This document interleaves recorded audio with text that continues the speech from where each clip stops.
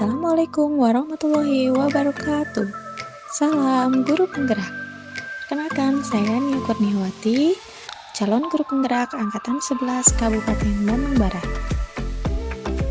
Pada kesempatan kali ini, saya akan menjabarkan koneksi antar materi, kesimpulan dan refleksi modul 1.1. Pendidikan dan pengajaran itu tidak sama. Pengajaran adalah bagian dari pendidikan. Pengajaran adalah proses pendidikan dalam memberikan ilmu dan kecakapan hidup anak secara lahir dan batin. Pendidikan juga pada hakikatnya adalah menuntun segala kodrat yang ada pada anak untuk mencapai keselamatan dan kebahagiaan yang setinggi-tingginya, baik sebagai manusia maupun sebagai anggota masyarakat. Pendidikan menciptakan ruang bagi murid untuk bertumbuh secara utuh, agar mampu memuliakan dirinya dan orang lain serta menjadi mandiri. Sebelum mempelajari modul ini, saya percaya bahwa tugas saya hanyalah mentransfer ilmu atau mentransfer materi pelajaran saja. Kemudian, ketuntasan dalam penyampaian materi itu lebih penting daripada memahami karakteristik murid. Dan saya hanya melihat nilai dari aspek kognitif saja. Murid dianggap berhasil apabila sudah bisa mencapai KKM.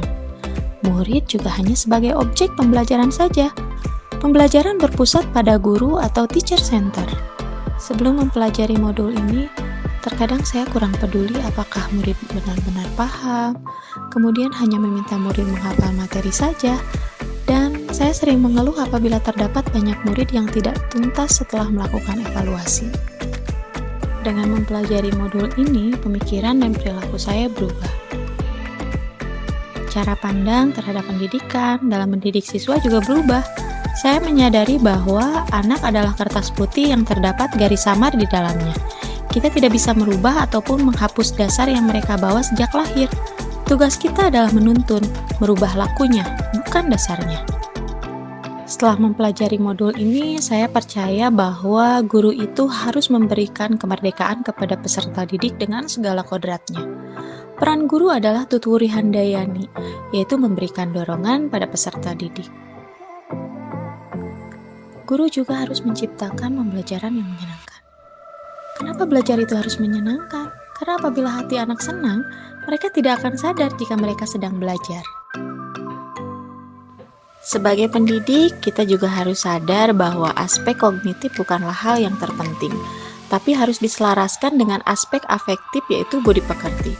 Budi pekerti adalah rambu, sehingga anak sadar bahwa kebebasannya dibatasi kebebasan orang lain. Kebebasannya harus bertanggung jawab. Budi pekerti membentuk manusia yang humanis, penuh kasih sayang, baik hati, jujur, selamat, dan bahagia. Belajar tidak harus selalu di dalam kelas. Mengajak anak didik belajar sambil bermain di luar bisa menyenangkan dan efektif. Dengan suasana baru, anak-anak dapat belajar langsung dari lingkungan sekitar. Ini juga dapat meningkatkan minat dan semangat mereka serta memperkuat pemahaman materi. Belajar di luar juga membantu mengembangkan keterampilan sosial dan fisik, membuat proses belajar lebih holistik. Cara yang saya lakukan adalah penerapan profil pelajar Pancasila dalam pembelajaran. Ini merupakan langkah yang sangat penting untuk membentuk karakter siswa yang berlandaskan nilai-nilai luhur Pancasila. 6 dimensi profil pelajar Pancasila. Yang pertama, beriman dan bertakwa kepada Tuhan Yang Maha Esa dan berakhlak mulia. Ini mencakup aspek spiritual, moralitas, etika, serta perilaku yang baik dalam kehidupan sehari-hari.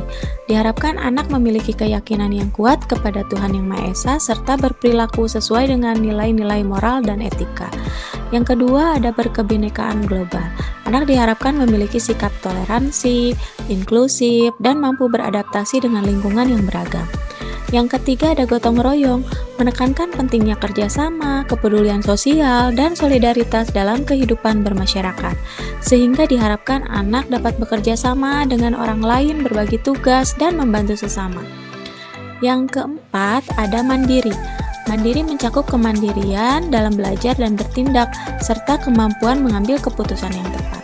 Kemudian ada bernalar kritis, mendorong kemampuan berpikir logis, analitis, dan sistematis dalam memecahkan masalah. Dan yang terakhir ada kreatif, diharapkan anak mampu mengembangkan kemampuan berinovasi dan menciptakan ide-ide baru. Dengan penerapan profil pelajar Pancasila, diharapkan anak tidak hanya menjadi individu yang cerdas secara akademis, tetapi juga memiliki karakter dan kompetensi yang sesuai dengan nilai-nilai Pancasila, sehingga mampu berkontribusi penting bagi masyarakat dan bangsanya. Ada beberapa strategi yang akan saya terapkan dalam pembelajaran. Yang pertama, mengenali dan memahami karakteristik peserta didik, memberikan pengajaran yang sesuai dengan kebutuhannya. Kemudian menggunakan metode pembelajaran yang bervariasi, kreatif, dan inovatif. Saya juga akan memanfaatkan teknologi dalam pembelajaran. Kemudian saya akan merancang dan menerapkan strategi pembelajaran yang sesuai dengan kodrat anak, baik kodrat alam maupun kodrat zaman. Kemudian saya akan melakukan refleksi pembelajaran yang telah dilaksanakan dengan cara mengamati kekuatan dan kelemahannya. Setelah itu, saya akan memperbaiki praktik pembelajaran yang mengutamakan kebutuhan murid agar terwujud pendidikan yang berpusat kepada murid. Demikianlah penjabaran saya tentang koneksi antar materi modul 1.1. Terima kasih telah menyaksikan video ini.